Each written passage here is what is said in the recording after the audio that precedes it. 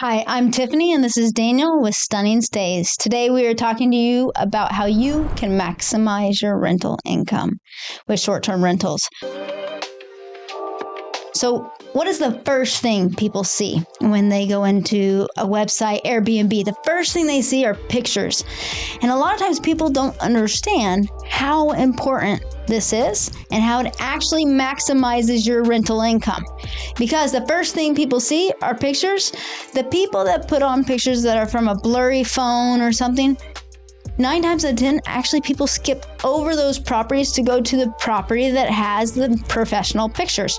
Those pictures that show the bathrooms, the kitchens, the backyard, an aerial. Those professional pictures bring a bigger bottom line. It all adds to your bottom line and actually brings in more rental income. Because the person that has the non-professional is charging less compared to the person that has professional pictures because they can charge more. It seems more higher end. So when you put up a property on Airbnb or VRBO or your website, if you have one, it is so important that you realize that professional pictures can actually help out with your rental income, where you can charge more and you can make more at your bottom line. So one of the things that we're seeing in the industry to bring more rental income to your bottom line when you're in the short-term rental space is renting things out, like a golf cart, paddle boards. Like one of the big things is to rent these things out to guests so that they can go and use and have experiences in the homes that they're staying.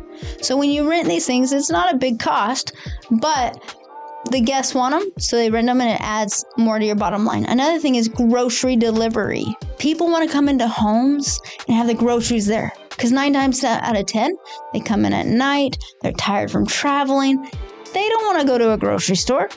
So if you can offer this, and it is a charge, you can actually make more to your bottom line. And it's a way to elevate the experience of the guests, but also elevate your rental income on your vacation rental. And it's very important. So there's a lot of things that you can do to add on to help elevate the rental experience for your guest, their experience, but also your rental income. One sometimes less spoken of strategy or less known strategy, I would say, for maximizing revenue for owners is to consider doing midterm. Okay, and a midterm, I would define it as anything that's 30 days or longer. The reason why this is sometimes overlooked is sometimes owners look at it, a short-term rental, as if they have to operate as a hotel. They have to have it as, hey, we're just going to rent it out on a nightly basis and hope that it fills up. Well, if there's a lot of available units, okay, you have a high supply and there's not as much demand, they're going to sit vacant a lot of the weekends or a lot of the days. So one effective strategy that we found is to rent it out on a midterm basis on a 30-day minimum. And one example of that is we have an owner, okay, that we manage their home out in West Phoenix, and they brought it online earlier this year in February. Less than 2 weeks after that, we were able to list it as a 30-day minimum. We were able to do some outreach to insurance relocation companies, and we found a displaced homeowner, displaced insured, who had a fire. Their house actually burned down. And we were able to show the home. And in less than 2 weeks after we got the home in our inventory from the client, once the client signed on with us, we were able to rent it out for $7,500 a month, which is a huge premium compared to what we would have gotten on the market for a 30-day minimum. At most, we may have gotten maybe $3,000 or $4,000 on the market. We were able to get a premium, almost double that, by getting $7,500 a month in rent. And that resident, in fact, they signed a 6-month lease.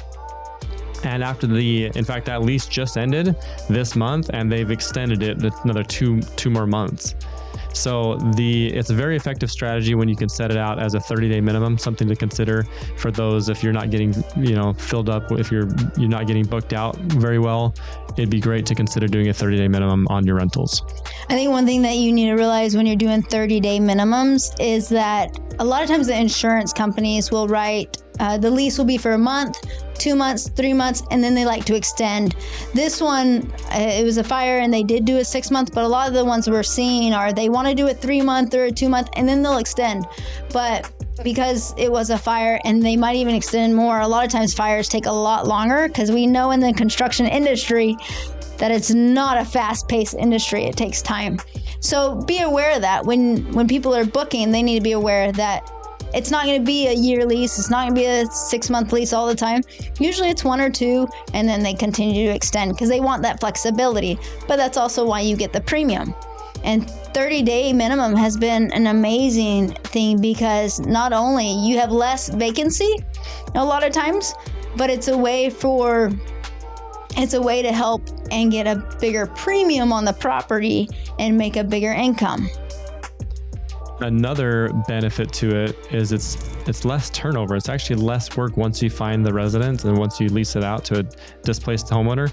And we're talking about a higher clientele because these are homeowners, right? So it's a very effective strategy when you get your systems in place and to do outreach and to find these, and they have a need for it. So you said it was less work. So I want to dial into that a little bit because it's more work on the front end, a lot more work. We have someone that continually calls and emails and does a lot of work on the back end that takes hours and hours. But once you find them, you're 100% correct. It is less work and better for the home because the turnover is not every weekend or every week, and it gives consistency to the owner as well. Because I would say some people want to be in the short-term / midterm rental industry, but it also depends on the mental game of the owner, meaning can they handle the vacancy that's different than long-term? Can they understand that hey, you're going to have dry spells, you're going to have a little bit of vacancy here. Can you go with the ups and downs? So what's your risk tolerance?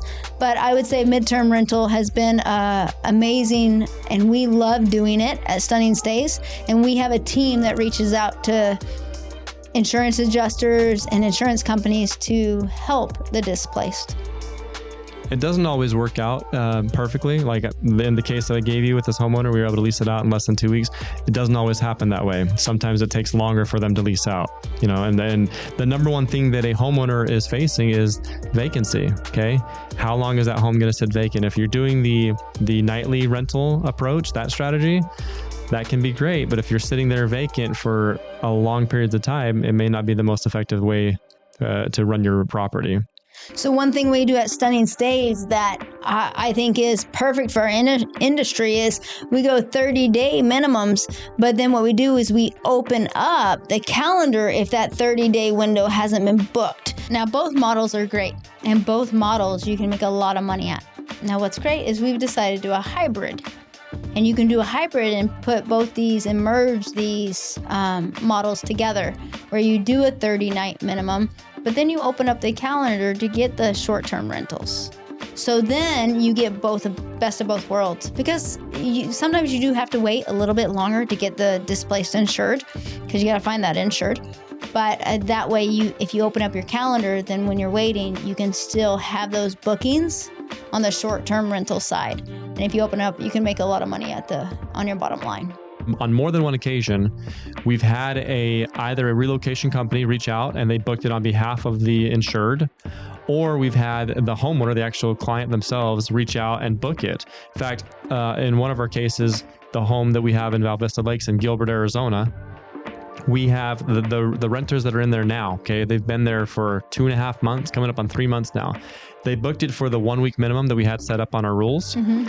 And once they set it up, they moved in, they checked in, and then we come to realize they're local, and they're like, hey, we're dealing with a flood. We had a flood in our home, and push comes to shove. And I met with them a few times because I've gone out there to check on a couple things that they asked about, and they've admitted in fact, this was after the claim had already been over a month and a half, and they said they still haven't even done a pack out.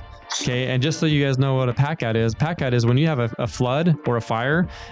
Actually, if a fire, if it's all damaged, you're not going to do a pack out because there's nothing to pack out. A flood, you may have to have the insurance company come out and they pack up all your stuff and they go and they sort it out and see what's damaged and see what needs to get replaced and do an inventory of all your personal belongings. It's a huge job, and they have different companies that just specialize in doing pack out. And anyway, this homeowner was telling me they haven't even done the pack out and they haven't even done things, so that's why they've kept having to extend. So my point being is, even if you just leave out your calendar for a 30-night minimum, the chances are you can get a homeowner that may even want to book it for the 1 week minimum, or even if you have a 3 or 4 night minimum, they may need to extend it. And that's happened more than once with our homes. And it's been very effective. The reason why they're staying with us is because they love the home. They booked the home because of the pictures. They booked it because it looked so nice and because it's in town. Okay. It's in Gilbert. It's within a certain close proximity to where they live and where they're dealing with their own project for their home that they have a flood on. And when I met with them a couple times to just check out a couple things that they brought up, I think one of them was, hey, the pool lights and a couple little things, minor maintenance things. They highlighted so much to me face to face that they love the home. They're like, this home. In fact, they even asked us, hey, what's the brand on the vinyl floors that you chose? Because in their house, they have to go replace their floors. And they're wanting because they love it so much. They love how we remodeled the house. They love how comfortable it is. They love the neighborhood. They love the location. It suits their needs and their wants, desires for a place to live for several months while their house is getting built. So that's why they chose to rent from us, because they got caught in what brought them in and what drew them in was the pictures and how nice the home is. They also have a dog. It's very comfortable for the dog. It's very pet friendly. One of the reasons why people are drawn to that home is it has every amenity out there. Like, you can get racquetball courts at that home. There's a pools. It has an HOA that offers so much that everybody wants to stay there. So when they have a choice of this home or some other home that doesn't have all the amenities, they choose this home. Yeah. And it's about building the relationships with the insurance adjusters. When they are sending a displaced to us, they want to know that displaced is going to be taken care of. And that's what's really important, building that relationship. And that's what we've done. And that's what we want to continue to do. And so if a landlord is getting into this industry, like you said, it's look at the 30-day and then open up the calendar if it hasn't been filled. I say what's great about the Phoenix market is you have multiple things that's going for you for the 30-night minimums. You have displaced insured, you have relocation companies, but you also have snowbirds. In Phoenix, you have the snowbird market that comes in and they book homes up for 3-6 months because they want to be here during our winter. So you have multiple options when it comes to 30-night minimums that are great in the Phoenix market. January through March is the most popular time to be here for sure. Really, November through April is more higher demand season in our market for sure, for those that are relocating for snowbirds or for coming on vacation as well. Statistics show people are starting to book closer to the time that they're traveling. During COVID and before COVID, they would book out a long time in advance. Industries change. It's not that anymore. They're booking within the 30-day windows. And so it's very important that people know the windows that people are booking, because then you can maximize your rental income on the bottom line.